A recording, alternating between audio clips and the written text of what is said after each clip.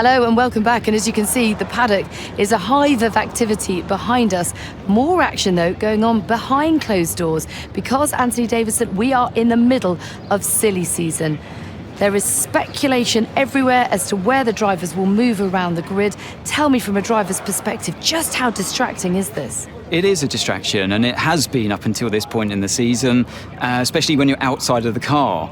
But once that helmet goes on and the visor's down, it's back to business as usual, and that's when you see it all melt away. You're in the car doing what you do best.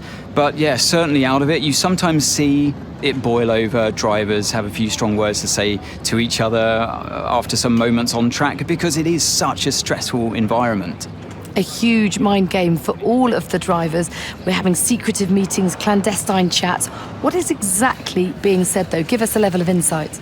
So if you're not performing, obviously, we're in a very brutal world in Formula One where the driver's data is there on show for inside your team for all to see, and you're constantly being compared against your teammate. There's nowhere to hide.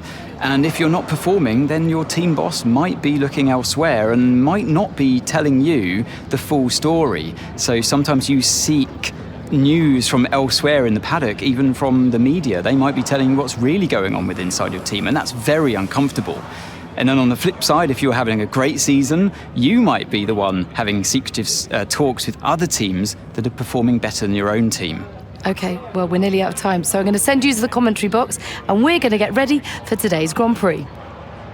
And today's Grand Prix is for part number 13 of my F1 24 career mode here in our rookie debut season in Formula 1. If you guys did miss the previous episode at the British Grand Prix, our home race for not only me, but for Lando and for the team, and we had a very special one-off livery, the monster McLaren Quadrant car, and oh boy, was it a poetic result to celebrate that livery. Not as poetic as it could have been. I was really hoping for the 1-2 at one point, with myself and Lando lining up in second and third, but it was Lando with a storming charge, lap 1, turn 1, and he basically never looked back, dominated that entire race, and we instead had most of the fighting to do just to stay on the podium, but we made it a British trifecta at Silverstone. It was Lando ahead of Lewis Hamilton and myself in third place, in very good company on the podium, I must say. And with Verstappen successfully defended for most of that race, it means now that Lando is only 2 points behind Max Verstappen. So as we just cross over the halfway mark of this season, it is officially, I think you can say, game on between Lando Norris and Max Verstappen. And in a way, that applies a lot of pressure to myself, in 2 different ways. One, we now are kind of a supporting role. We must try and do our best to support Lando where we can in situations where we could be of use, a la last race, doing the most to not only, get a podium for ourselves, but that podium also then took points away from Verstappen just behind us in P4. But it's also pressure with our contract, our role in the team, because now it's not just, oh, he's a rookie in a pretty good team. He's a rookie in a team that has now got someone fighting for the championship. So we need to double time make sure we reach our target of the overall rating in the contract, because then otherwise there's a vibe of, have the team outgrown us? Because at first, okay, it doesn't matter giving a rookie their debut in Formula 1, as a team that's not fighting for a championship. But now would McLaren look elsewhere for a more experienced head to pair with Lando, to support him more than we are currently doing? That's the worry that creeps into the mind, even though it is obviously very cool. And vice versa, other drivers now in the market might be looking at McLaren and thinking, hang on a minute, I've got to try and get a move to this team because they're the team to be in. They're the team on the up. They're the team taking the fight to Red Bull. And they might be looking to try and replace me in the team. So it goes both ways from the outside and the inside. And I bring that up because of the conversation between Natalie Pinkham and Anthony Davidson at the start. They bring up some good points of, the team is telling us we're doing a good job, but how do we know? How do we know? We've had secret meetings, for God's sakes, with Ferrari, with Mercedes, which I don't care about. But, the team, they could be having secret meetings with other drivers. Who knows? It goes both ways. So it is is something to think about as we get to that halfway point in the second half of the season, that things could change. The vibe is changing already in the team because Lando is in that title fight, because we are the top of the Constructors' Championship. Right now, as we step into the race weekend, we're putting that all to the side. We're going through our specialist objectives and trying to focus on the race weekend at hand. And who would have thought, after all of this, Colin, we're nearly to level 2 as a specialist relationship. This is unbelievable. How about this? Am I starting to like Colin? I think I actually don't mind him anymore. He's the only specialist right now that I am teetering on the edge of level 2. Maybe I misjudged him. Maybe that stoic face, he's just so concentrated at the work at hand. So even when we won the Monaco Grand Prix, he didn't care because he's thinking of the next race. And you know what that is? That is mentality. And the mentality of this team needs to be preservation and not resting on the fact that we're in a good position right now, but our rivals are always trying to catch us up with upgrades like we have caught up Red Bull. They've come back. I mean, they already did come back last episode with a small upgrade. I'm sure there'll be more for them as well, so we need to continue on as we purchase a rear downforce upgrade. Not really because I feel like we need rear downforce right now, it's because I want to unlock this drag reduction update, but we need the halo upgrade on the rear downforce to actually be able to open up that path of the R&D. But right now I feel like we're doing the heavy lifting when it comes to R&D, because yes, Lando does have a weight reduction upgrade, but he's mostly been doing durability upgrades, which I get, because if you're in a championship fight, you need a durable car. So I guess he's leaving the performance upgrades to me, I guess. But, you know, maybe he knows in an alternate universe I am a graduate engineer, so he trusts my path and my intuition with what upgrades we need. I'm just joking. That's just a load of bollocks. But anyway, we get into the race weekend then with the R&D chart. And like I said, Red Bull make a small marginal gain again, and they go top of the R&D chart. Ferrari, Merc, and Aston all make identical moves forward to close that gap slightly, as we see some movement at the bottom for Alpine getting ahead of Williams and trying to chase back after V-Car. But for us, you know, Red Bull now maybe have a tiny advantage, and the chasing back are trying to get as close as they can, so things will continue to be a pressurized cooker as we go into qualifying. No pit stops, no strategy, it's all about the pace today. Qualifying day here at the Hungaroring for the Hungarian Grand Prix.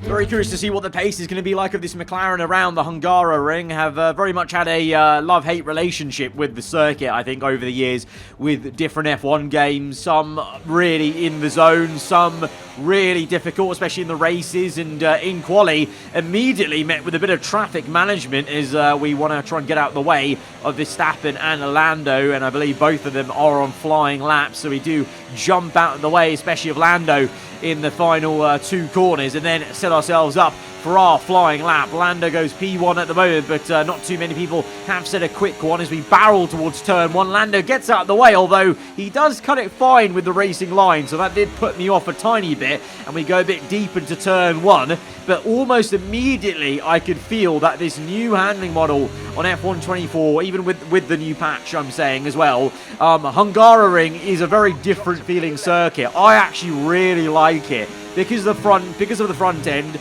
because of the sheer grip and downforce you have at high speed, it's a really fun circuit. In qualifying at least, you know, let's wait and see what it's like in the race, but in quali it felt really hooked up, and yeah, so this is definitely one of the games where I'm enjoying the Hungaroring compared to not so much, I guess, on the last F1 game, as we now come through the final corner, plant the power, and we go up into P5, and it's going to be P8 by the end of it, but it's fine. We're, you know, trying to bed in, you know, Hungaroring, they say it's Monaco without the barriers. So very much like Monaco, you really gain confidence as you go on through the qualifying session. So hoping to go even quicker in Q2, but Lando's showing there's good pace in the car, but Verstappen's up there as well. But as we roll into Q2 and we're about to start our flying lap, holy traffic McGee here at the Hungaroring. Jesus, I've never seen so many cars to try to overtake, and it's the first time I've actually seen a very real lifelike train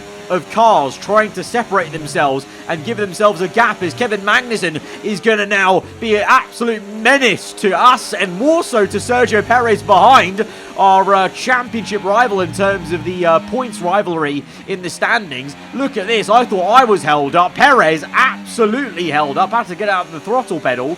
And so you're having to navigate a lot of traffic then.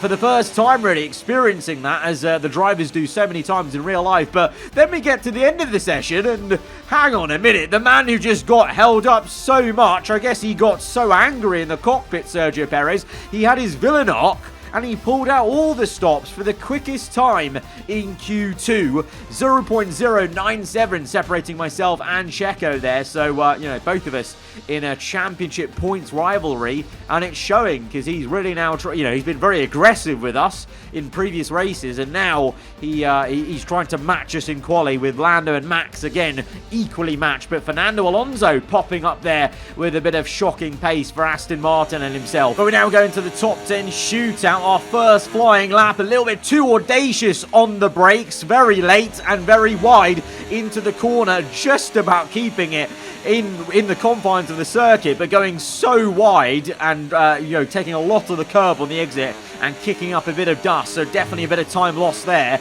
But I was going to say, there's a sense that this McLaren still has some great pace around here. Red Bull look quick, don't get me wrong, and they are top of the R&D chart right now, but things are pretty close in Q1 and Q2, and we just need to try and eliminate the mistake we did on the first flying lap. We do so much tighter at turn 1, and look at that, we gain nearly 3/10 alone. And on our first lap, sector 2 and 3 was pretty good already, so we just need to try and emulate that. We're purple in the first sector, purple in the second. We're in a very similar situation to the one we were in just last episode at Silverstone. We bottled it then big time, but this time we're going to hold our nerve through the final corner. We're P5 at the moment, but could this be a historic first ever pole position? I think it is. Yes, it is. Come on. First ever career pole position at the Hungaroring. And oh my God, what happened to Lando? What happened? What happened? 9/10 off. That's got to be a mistake. That's a woefully slow time. Something's gone on there, traffic or what, and it means we're the lead McLaren, leading the pack away from pole position in tomorrow's race, alongside a very ferocious competitor of Max Verstappen. Let's go to the grid. It's race day in Budapest as we get ready for another round of Formula One action. We're not expecting too many retirements at this circuit. There are plenty of current and former drivers with flawless finish rates here. In particular, Ralf Schumacher, who made it across the line in all 10 of his Hungarian Grand Prix starts. Located 12 miles northeast of the Hungarian capital Budapest, the 14 corners of the Hungaroring are steeped in history and prestige. Overtaking's always been difficult on this technical 2.7-mile track, but the last few years in particular have turned up some exceptional races. So let's hope we're in for another one here today. It's time to take a look at our starting grid for today's race. In pole position then, it's McLaren, edging out Max Verstappen, who'll start from P2. Looking at the rest of today's grid, we have Fernando Alonso, Russell, Perez, Sainz, Leclerc, Stroll, Norris, Hamilton, Ricciardo, Tsunoda, Albon, Magnussen, Hülkenberg, Bottas, Joe, Gasly, Sargent, and Esteban Ocon lines up at the back of the grid. And now it's time to head down to the track. So I'm sure there'll be plenty to talk about this afternoon, and who's going to talk about it with us? None other than Naomi Schiff. Hi, Naomi. Now, sadly, things didn't work out for them last time. It was a bad race. Question is, though, can they recover today? It is true they had a really tough day in the office last time out, but they cannot dwell on that. It's so important to turn the page and start on a blank slate, because the more you dwell on that, the less it's going to push you in the right direction. So take some notes. Obviously, there's things to be learned, but move on. So not only are we the lead McLaren, we're the lead car in this formation lap. For the first time in our career, we get off the line to lead this lap with no cars ahead of us, and we have a job today because, well, now we're effectively de facto representative for Lando in this title fight because we're the McLaren alongside Verstappen. Lando's going to try and limit the damage today, and the best thing I can do is to go out there and try and win this race. Not only for me, but then that also does help him, help the team as well for the constructors. And of course, we're on pole, so I want to get this win. You want to try and convert a pole to a win, and that is what we will aim for today. This place, as I said, is like Monaco without the barriers, and we went very well at Monaco.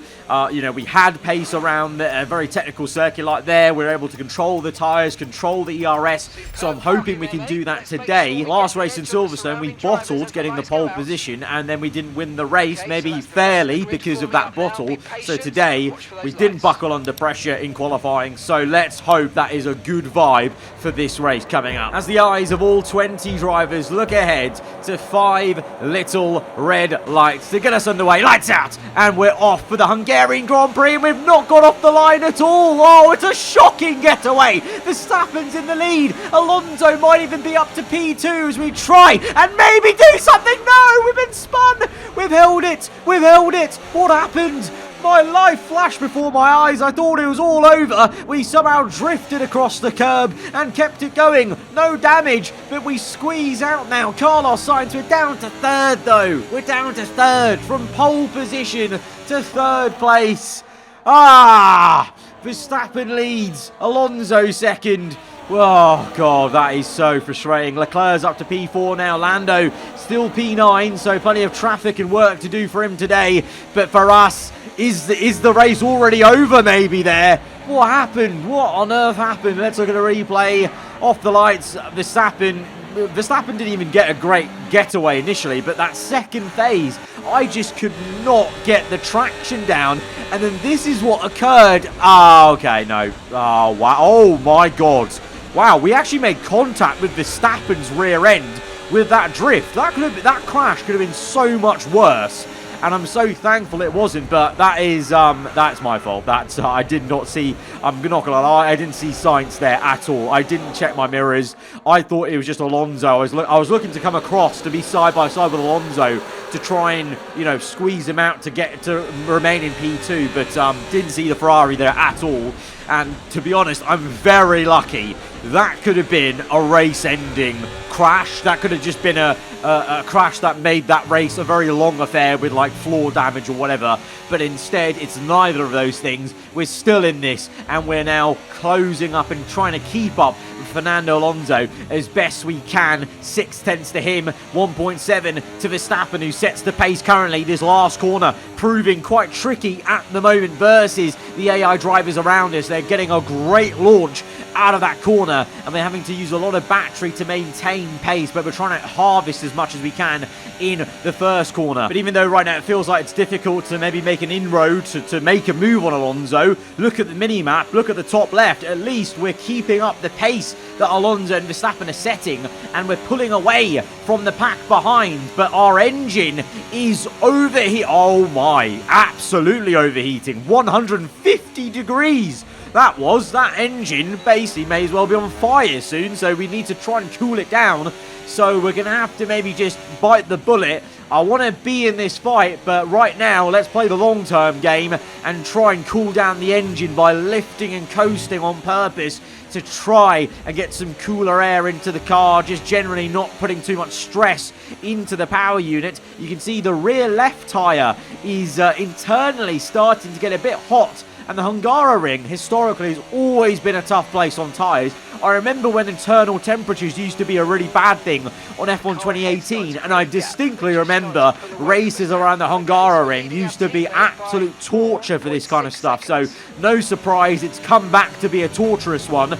But we are cooling the engine well, and the tyres aren't, you know, massively overheating. And even with cooling the car down by lifting off we're not losing heaps of time, you know. We're 1.8 to 9 behind Alonso. That's not too bad, you know. So far this is turning into kind of like a very lifelike race where I'm actually backing off to cool the car down and then hoping to re-engage in the fight and chase back after Verstappen and Alonso if I can. And we're trying to do that now since we've cooled down the engine, but their grip through the final corner is something else. As Daniel Ricciardo, he's out of this one, yellow flags, and it's not going to be anything more than a virtual safety car.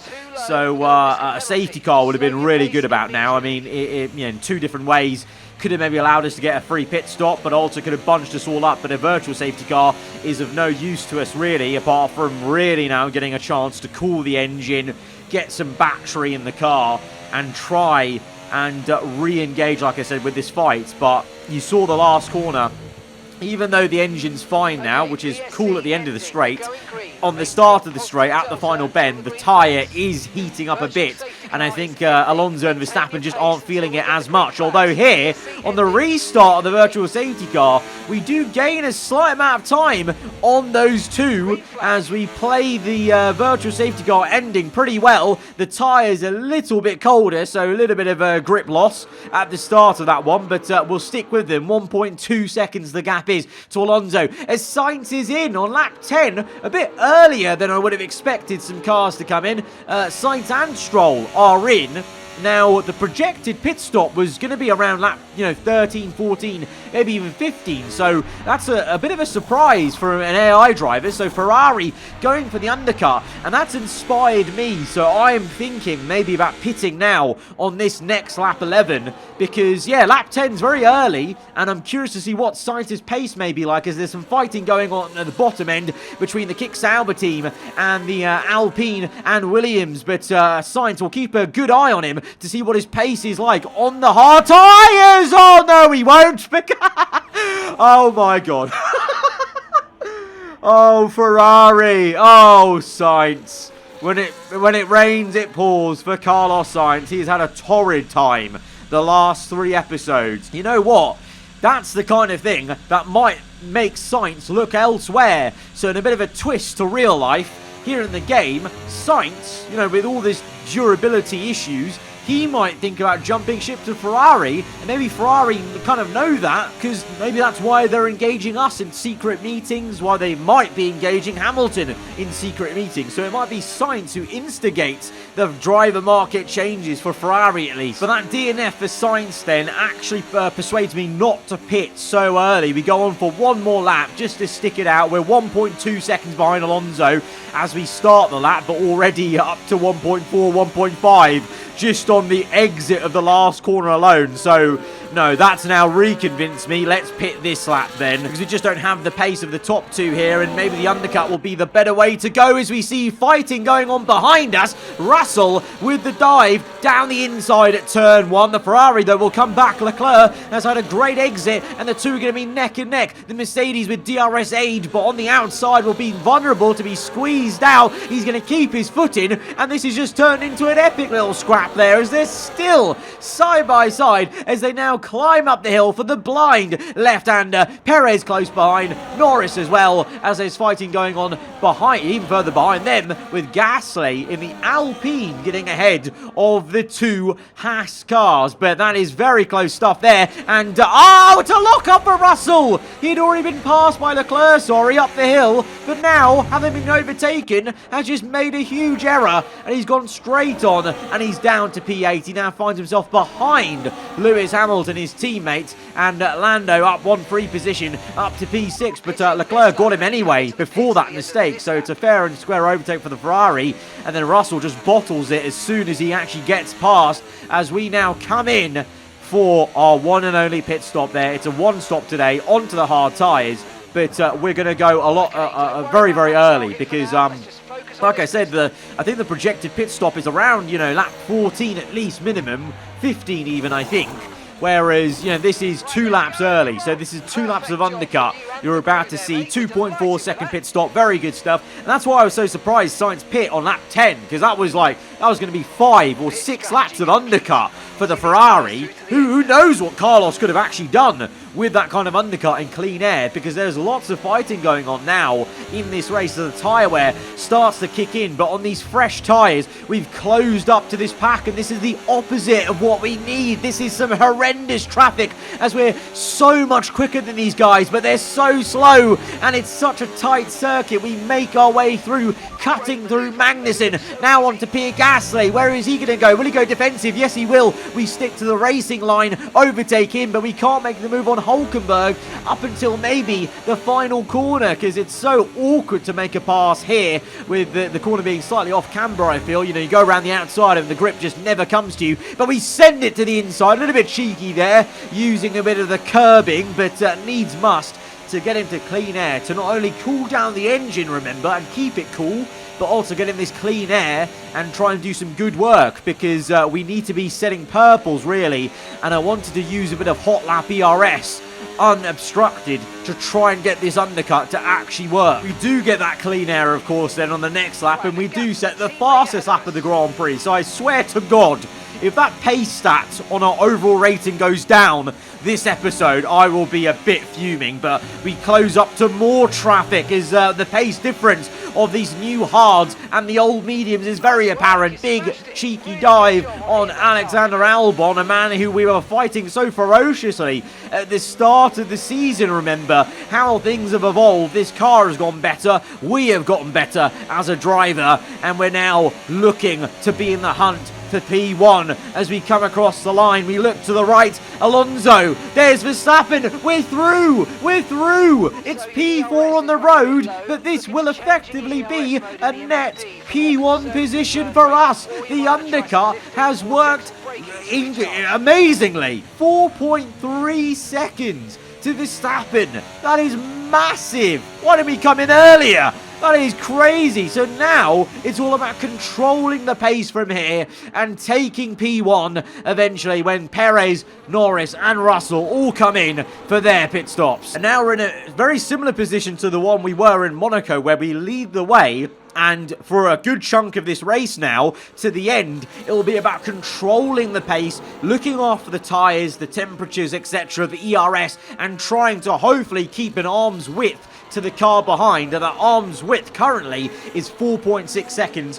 Alonso third place, Leclerc fourth, Hamilton up to fifth, Lando comes out in P6 where he was, but Perez is the real loser in the pit stop then, as he's down in P8, because he was actually up there behind Leclerc, but Hamilton and Lando have surpassed him. Even Russell's jumped Perez, so I don't know what's going on there for Checo, but yeah, Alonso and Verstappen are the two chasing us down. Verstappen more so, really, because Alonso doesn't look like he can keep up with Verstappen, maybe on the hard compounded tyre, but can we keep Verstappen at bay? 4.3 the gap, it's 4.2, 4.4 right now, lap 21, you know, about 4 laps later from that previous clip. So we're doing well, but you can notice now the fuel is an issue. All of a sudden now, I've got to try and start lifting and coasting. This has just added a whole new dynamic to the end of this race. Without having the need to do fuel saving, I'm adamant we could have kept that gap to 4.4 pretty damn stable for the rest of the entire Grand Prix. But unfortunately, that's not the case. As we go on to lap 22, we've got, what, about 13 laps to go in this race. And we need to fuel save. We need to lift and coast into the big corners to try and keep that fuel margin in the green. And the problem is, when I'm going full throttle in some places, it's rapidly going down. So this isn't going to be an easy task. The gap's already down to 3.2. 2 laps later, it's down to 1.7. Verstappen is rapidly catching us because that is how slow we're having to go when we lift and coast. I'm pushing hard in sector 2, for example, and on the straights where I can, I'm trying to short shift, but still going as quick as I can.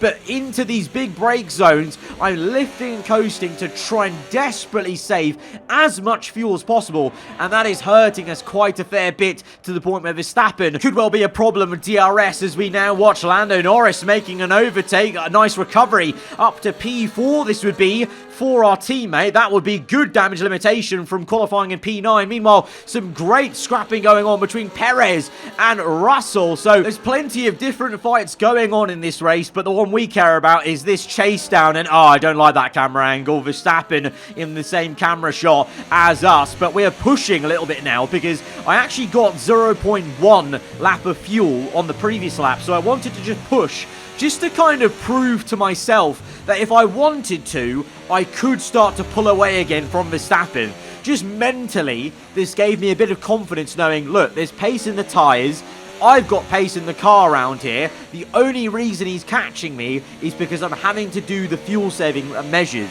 So it was just a bit of an exercise for that one lap, just mentally, to kind of give me confidence that, yes, he may come knocking, which he is now on lap 28. He is within 1 second. So sooner rather than later, he is going to be attacking us, I feel. But now I've got that bit of confidence that, okay, the only reason he's caught me is because of the fuel. Other than that, I can match him. But the problem is we know how ferocious of a driver Max Verstappen is to defend.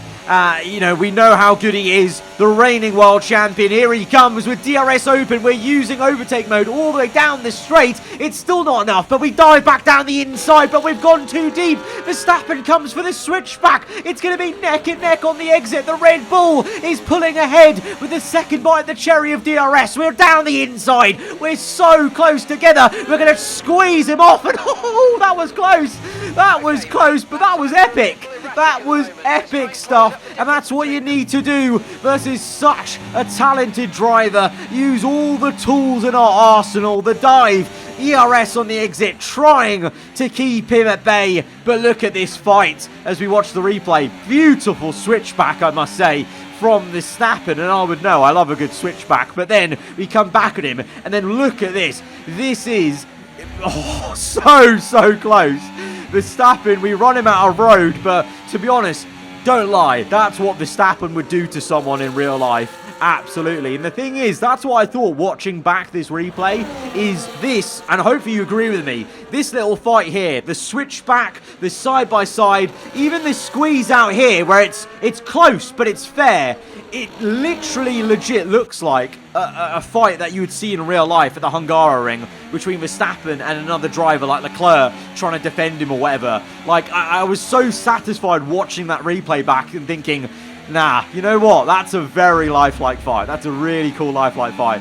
And long may it continue, as I'm sure it will, as Verstappen ramps up the pressure and tries to come back at us once again on lap 29 onto 30. We let him have the outside line last time. This time I'm going to try and force him to the inside to see if that's going to be a bit of an easier time to defend as we squeeze him all the way to the grass. Go back to the racing line. We've tightened up his racing line and we get back through into P1.